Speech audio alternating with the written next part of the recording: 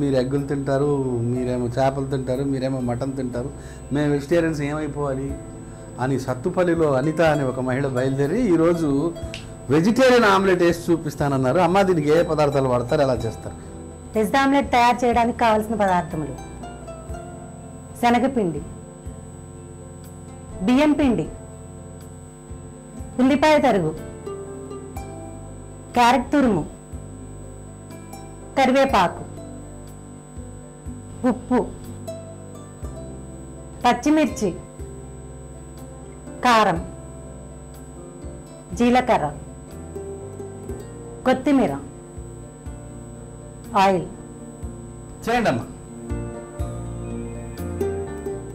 ఇది శనగపిండి 1 కప్ తీసుకోవాలండి. ఫస్ట్ శనగపిండి తీసుకోవాలండి 1 బౌల్లోకి. తర్వాత బియ్యపిండి 1 స్పూనుడు బియ్యం పిండి. బియ్యపిండి 1 స్పూన్. 1 స్పూనేనండి. ఉప్పు కొంచెం కలుపుకోవాలండి. ఓకే. కొంచెం కారం వేసుకోవాలండి. కారం పొడి. శనగపిండి 1 కప్పు తీసుకున్నాము. తర్వాత 1 స్పూన్ బియ్యపిండి తీసుకున్నాము. కొంచెం ఉప్పు వేసాము, కొంచెం కారం వేసామండి. కలుపుతున్నాము.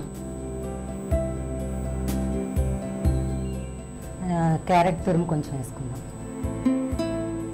జీలకర్ర వేసుకుందాం అండి కొద్దిగా. చాలా మంచిదమ్మా ఆరోగ్యానికి. నిజానికి ప్రతిరోజు కాస్త బాయిల్డ్ వాటర్లో జీలకర్ర వేసి తాగితే కూడా ఆరోగ్యానికి ఎంతో శ్రేష్టం. పచ్చిమిరపకాయలు కొంచెం వేసుకుందాం అండి. అమ్మా. ఉల్లిపాయలు కొంచెం వేసుకున్నామండి. కొత్తిమీర 1 మిగిలింది. కొత్తిమీర. కరివేపాకు కూడా ఉందమ్మా. కరివేపాకు అవసరం అమ్మా? వేయాలండి, కొంచెం వేయాలి. తుంచి వేయాలి. ఆమ్లెట్ కదండి, కొంచెం ఆకుల్లా వేస్తే రాదు కదండి, అందుకని ముక్కలా చేస్తే మంచిగా వస్తుందని. అవునమ్మా. మొత్తానికి కొత్తిమీర వేసారు. Very happy. కొత్తిమీర వేసుకోవాలండి. ఆఖరిగా కరివేపాకు. ఇది కొంచెం తుంచి వేసుకుంటే బాగుంటదండి. ఓకే. ఇప్పుడు మనం ఇందులో కాస్త నీళ్లు కలిపి పిండిని తయారు చేస్తాము. ఈ లోపల పెనం పొయ్యి మీద పెట్టేద్దామమ్మా. ఓకే. పొయ్యి వెలిగించండి అమ్మా. ఆయిల్ ఇందులో వేసేది లేదమ్మా? ఆయిల్ వేయక్కర్లేదండి. నీళ్ళు వేస్తారు. వాటర్ వేయమంటారా? పోయింది కొంచెం. 2 రకాల పిండి చాలమ్మా? చాలండి. ఓకే. అంటే శనగపిండి, బియ్య పిండి. వెజ్ ఆమ్లెట్ వేసుకుందామండి.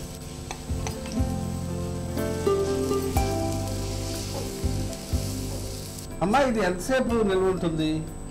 అంటే ఏదైనా ప్రయాణాలు ఉన్నప్పుడు తీసుకెళ్ళడానికి ఉపయోగపడుతుంది అంటారా? ఒక 18 గంటలు అట్లా ఉపయోగపడుతుంది. అంతసేపు ఉండదంటారా? కొంచెం మూత పెడితే మంచిగా ఉంటుంది. త్వరగా బాగా మగ్గుతుంది. హీట్ అంతా చుట్టూ పరుచుకుని వేయండి. మూత వేయండి. ఒకసారి చూద్దాం. చూసి అవసరమైతే తిప్పుతారు. రైట్ అమ్మా. చాలా కేర్ఫుల్ గా తిప్పాలి కదమ్మా. అవునండి, లేకపోతే చితికిపోతుంది.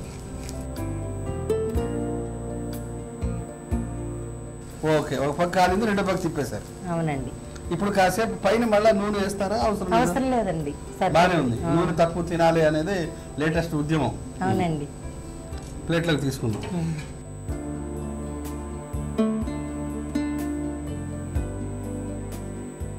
వెజ్ ఆమ్లెట్ రుచి చూసి చెప్పండి.